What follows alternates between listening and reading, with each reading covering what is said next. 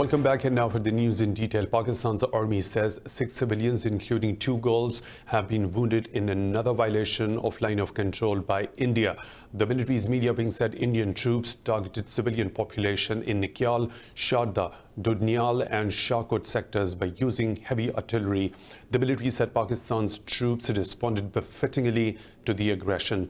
It said forces targeted Indian posts which were indiscriminately firing on civilians along the LOC in Azad Kashmir. It said Indian Army has committed 708 ceasefire violations, murdering 2 civilians and wounding 42 others in current year so far. The violation comes a day after Pakistan Army shot down an Indian military's drone along the line of control.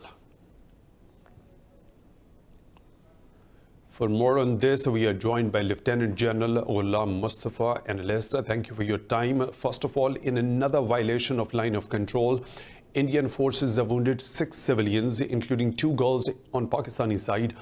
Do Indian forces deliberately target the civilians? India has a very serious problem at its own hand. One hand, it's battling corona across the length and breadth of the country. It has imposed curfew which hasn't been liked, and people have reacted to it very badly, and it's trying to battle that.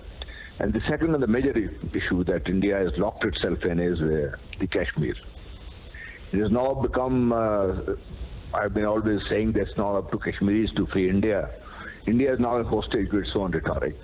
It has got the Kashmiris in a bind for the last about 230, 40 days, and it doesn't know what to do now. If they lift the curfew, they know that this corona has hit all those people who have been interned and held up in curfews all those years, all those days, and they're not being provided any medical support. On the other, they know that if they relax a little, there'll be an eruption, and that eruption they can't handle. They have over about 1 million strong forces tied up in Kashmir. So they have a very serious issue. Now, how do they deal with that? The only way that they know to deal with that is try and throw the blame on Pakistan and create a diversion and put the international community back to the idea that it's Pakistan that, despite all this pandemic hitting the world across all over, Pakistan is not ready to accept the whole issue. General Mustafa, what does India want to achieve by violating line of control? Well, that is partially true, because the world is not really, it wasn't affected, really paying any much attention to Kashmir anyways. And now that has been caught up in this pandemic, corona pandemic, they are all the more, they have a reason now to say that, sorry, we are now stuck with our problems. But having said that, the world must understand that this COVID will be over, this corona will go. But this Kashmir issue will be there. And by the time this COVID-19 goes and people are able to handle corona, you will have the most serious human tragedy at their hands, that is Kashmir, to deal with. Is the world conscious ready to see the kind of butchery which has been going on? That is when I think the world will also realize. That is what India knows. And that is what the world must know now. Now is the time for the world to wake up, because once this corona madness is over, it will be too late. Thank you very much for your time, Lieutenant General Ghulam Mustafa. And now moving on to talk more about this, we are joined by Air Marshal Masood Akhtar. Thank you for your time. First of all, what is India trying to achieve from its violations at the LOC by deliberately targeting the civilians? Absolutely. I think Pakistan will have to, number one, this is heart-wrenching. Number two, this will continue to happen as long as the Modi government is in power. We have no solution to this at the tactical and even at the operational level. DGMOs will keep talking and this will continue to happen. The only solution is at the strategic level, which is out of our control. Modi, dominated by the Hindutva philosophy, and the 2 other pillars of his election manifesto, that is Ram Mandir and similar family laws, especially for the Muslims. there is a backlash. So he will continue to do this till such time he is removed through elections and another maybe sane government comes into power. Is India trying to take advantage of a time when international community is actually focused on fighting COVID-19 pandemic? Very simple, very simple. They will not be able to defeat Pakistan. They will not be able to take down our military, basically. They will continue to target civilians. All that they are wanting to achieve, which possibly may not happen in today's environment, is to mobilize public opinion away from the backlash that has occurred after they have tried to unsuccessfully implement the Hindutva philosophy by bringing the Citizenship Amendment Act and the register and so on and so forth. The backlash has only subsided, but I think standing instructions to the army chief, and he's also I think he's talking very loud, and of course the senior most officer who is now the chief of defense staff, I think they're talking beyond their heads. They will not be able to defeat Pakistan. They will not be able to do anything about the military, so they will continue to do it. Their political objective of taking attention away of the people of India, I don't think is going to work. So more of the same will continue. Thank you very much for your time, Air Marshal Masood Akhtar. Now, moving on, in Pakistan, the number of coronavirus infections has surged to nearly 4,800, with 190 new cases reported in the last 24 hours. Provincial governments have imposed a stringent lockdown as the country carries on its fight against the virus. The Health Ministry said with 5 new deaths, the countrywide toll has increased to 71. It said 762 people have recovered from the disease, while 50 patients are in critical condition. The ministry said 52% infections are from other countries, while 48% are local transmissions. Meanwhile, the government has assured doctors of all-out efforts for their protection while they battle the pandemic. In Spain, the daily deaths rate from COVID-19 has fallen to a 19-day low, with 510 fatalities, bringing the toll to over 16,000. The global number of infections has crossed 1.7 million, with over 100,000 deaths. Iran has reported 125 new deaths, increasing the tally to over 4,300. In Italy, Prime Minister Giuseppe Conte extended a countrywide lockdown until 3rd of May to contain the epidemic. The coronavirus pandemic has so far claimed nearly 19,000 lives in Italy. The UK Health Secretary announced that about 9,000 people have died of the coronavirus. With the 4th most cases in the world, France reported nearly 1,000 cases. Reportedly, Prime Minister Boris Johnson has started doing short walks after he was moved out of the intensive care. In Africa, the total number of confirmed cases has reached nearly 12,000, with South Africa leading with about 2,000 cases. In India, Prime Minister Narendra Modi indicated a 14-day extension of the countrywide lockdown. WHO Chief Tedros Adhanom said individual efforts are needed to control the pandemic. The International Monetary Fund has already indicated global recession as the pandemic continues to shake the economies worldwide. Over 377,000 people have recovered from new coronavirus infection worldwide. China has the highest number with more than 77,800 recovered people. Other countries with the most recoveries are Spain with over 55,000 and Germany with nearly 54,000. Countries in Europe are now seeing a decrease in the rate of new infections. In the Middle East, Oman, Kuwait and UAE have also reported hundreds of people recovering from COVID-19. A U.S. citizen, 104 years old, William Lapchese, is among many other elderlies across the world who have recovered from COVID-19 illness. Lapchese lived through the Spanish flu, the Great Depression and World War II.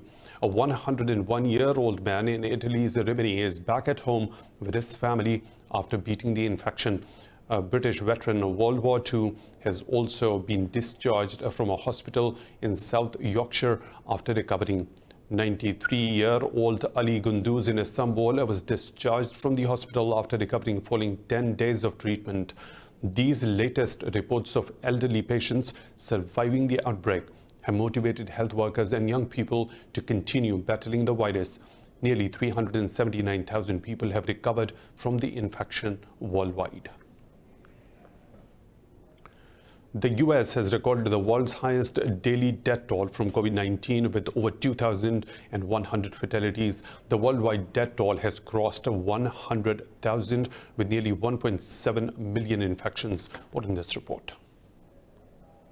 The U.S. has set a new record of daily deaths, while infection cases in the country exceed 500,000. President Donald Trump says he thinks the U.S. will lose fewer than initially projected 100,000 lives to COVID-19.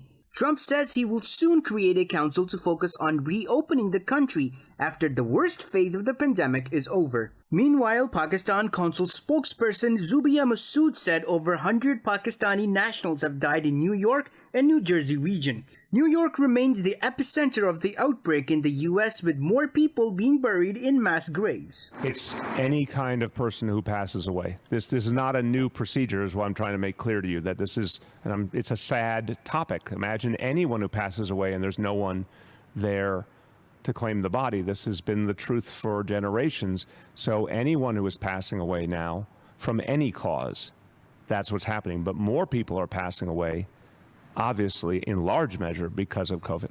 In Turkey, the government has imposed a 2-day curfew in 31 provinces after recording more than 1,000 deaths and over 47,000 infections. The announcement made just 2 hours before the curfew was due to start sparked panic buying and crowd shoppers. Elsewhere, Ireland extended its stay-at-home coronavirus restrictions until May 5th. Prime Minister Leo Varadkar said curbs have significantly slowed the spread of the outbreak, but more work is required to end it. We need to persevere, and we need to maintain our discipline and resolve. The restrictions we introduced 2 weeks ago were set to expire on Sunday. Today, the expert recommendation is to extend them for a further 3 weeks until Tuesday, May 5th. The government has accepted this recommendation. Meanwhile, China had reported 46 new coronavirus cases, of which 42 are imported ones. Authorities say they are trying to head off a second wave of infections as curbs on cities and travel are lifted. The Taliban say they have held talks with the U.S. military delegation headed by General Austin S. Miller over the implementation of the Doha deal. The two sides signed a peace agreement in February to end almost 2-decade-long war in Afghanistan. The group's spokesperson Sohail Shaheen said two sides discussed the reduction of violence in different areas of Afghanistan. The spokesperson said the meeting focused on attacks and ambushes being carried out in non-combat areas. Shaheen said Political Bureau Board of the group called for its prevention during the meeting in Doha. The meeting held days after the Taliban called their negotiation team back from Kabul for prisoners exchange with the Afghan government. The rights body Amnesty International has asked the Afghan government to release women prisoners on priority basis. Earlier, Afghan President Ashraf Ghani ordered release of inmates amid COVID-19 threat. In a statement, the rights body said 10 days have passed since Ghani ordered release of the prisoners, but nothing has happened. It said the women prisoners are particularly at risk, as many of them have their children in jails. The Amnesty said there is ongoing discrimination against women in general in Afghanistan, which makes them least important. It said rights groups have pointed out many women prisoners have not committed serious crimes. The political uncertainty persists in Afghanistan as the meetings of the prominent political leaders have ended with no results. Former Chief Executive's office said top politicians have failed to meet a 5-day deadline to end the rift between President Ashraf Ghani and Abdullah Abdullah. Abdullah's team blamed Ghani for not showing flexibility and not understanding the current situation in the country. The spokesperson said Abdullah will soon announce the cabinet. Earlier, President Ghani offered Abdullah to head the Peace Council for intra-Afghan talks with the Taliban.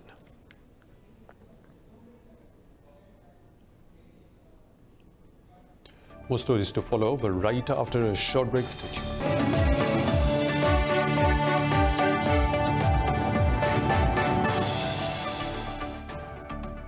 Welcome back. The U.S. has placed a $10 million bounty on Iraqi HEZBOLLAH'S top military commander, Sheikh Mohammed al-Qathrani. In a statement, the State Department claimed Qathrani is leading the political coordination of Iran-aligned paramilitary groups. The statement said Qathrani took charge after Iranian General Qasem Soleimani was killed in a U.S. drone strike in January. It charged him of facilitating militant groups who suppress protests, attack diplomatic missions, and engage in organized criminal activity. The State Department said placing a bounty on him was part of an effort to disrupt HEZBOLLAH'S financial mechanisms. In 2013, the U.S. branded Qathrani as a global terrorist, accusing him of funding armed groups in Iraq. Washington also accused him of transporting Iraqi fighters to Syria to join President Bashar al-Assad's effort to put down a revolt against his rule.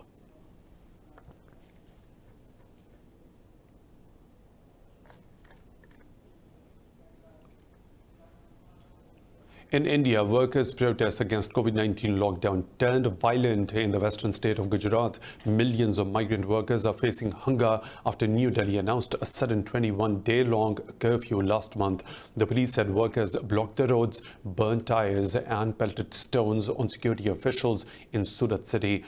They said migrants are demanding to go home in other states while fearing extension in the clampdown. Meanwhile, carrying communal sentiments, Uttar Pradesh police declared 20 Muslim patients without testing them. Muslims community leaders said many of the nominated are not even in the UP and were targeted for having links with the Tablighi Jamaat. India has recorded 249 deaths and over 7,500 virus infections across the country.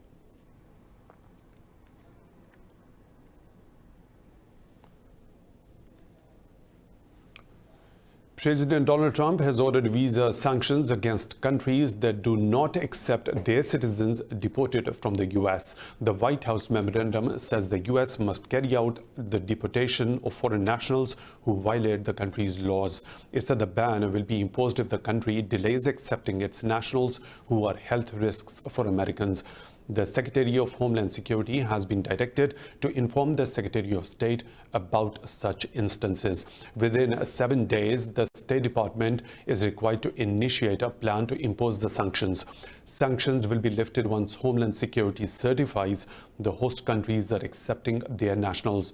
The memorandum will expire on December the 31st this year unless it is extended. The World Health Organization has warned countries against lifting restrictions introduced to contain the spread of the new coronavirus. Addressing a news conference, WHO Chief Tedros Adhanom Ghebreyesus said the lifting of curbs could lead to a deadly resurgence. He said, though the epidemic is slowing down in some EU states, there is alarming acceleration in other countries. Ghebreyesus said the community transmission of the virus is increasing in 16 African countries. He said there is a lesson to learn from the pandemic for every country, even for those who believed they have advanced systems. I think from this pandemic, we have to try to learn, focus on learning what the gaps are. This is not a message only for the developing world. This is a message even for the developed countries. Tech giants Apple and Google are jointly developing technology to alert people about their contacts with the coronavirus patients. In a statement, both the companies hope to initially help third-party contact tracing apps run efficiently. They said that the method will use a smartphone's Bluetooth signals to determine who the owner had been in proximity. If one of those people later tested positive for the COVID-19, a warning will be sent to the original handset owner. They said no GPS location data or personal information will be recorded. US President Donald Trump said his administration will take a look at the plans announced by Apple and Google. This is something we're going to look at it, certainly, and we know they've done that, and it's it's very new technology. It's very interesting, but a lot of people worry about it in terms of a person's freedom. We're going to take a look at that, a very strong look at it. We'll let you know pretty soon. And I have another Brand new.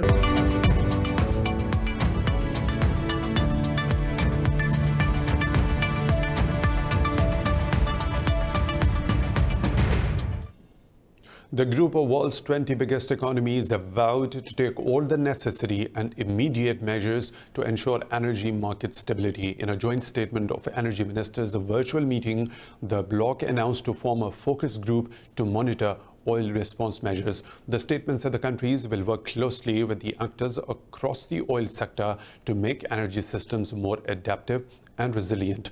The G20 leaders committed to take all the necessary measures to ensure the energy security of systems and its uninterrupted flow. Meanwhile, Canada's Natural Resource Minister, Seamus O'Regan, said G20 is not where it needs to be on oil, but took huge step forward. He said the ministers agreed on need for the price stability, but did not talk about numbers. The ministerial level meeting was at behest of the head of states meeting of the group that took place in April 26. Russia's President Vladimir Putin has discussed the cutting oil output with Saudi Arabia's Crown Prince Mohammed bin Salman. The Kremlin says both the leaders held a telephone conversation in an effort to reach stability of energy markets to support the global economy. The Kremlin said questions connected with talks in the OPEC framework were discussed during the call. The two sides agreed to continue Russian-Saudi contacts on this issue. Oil-producing countries and allies have agreed to cut oil output by 10 million barrels per day in May-June. On Friday, Kremlin spokesperson Dmitry Peskov said Putin positively assessed the agreements on oil production in OPEC framework.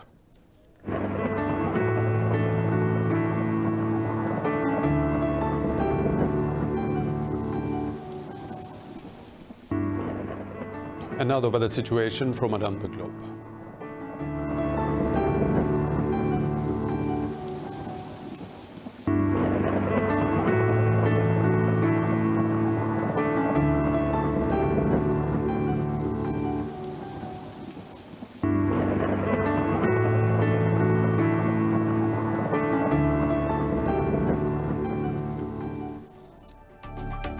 And that's all for now. For the latest updates, you can follow us on social media at Indus.News.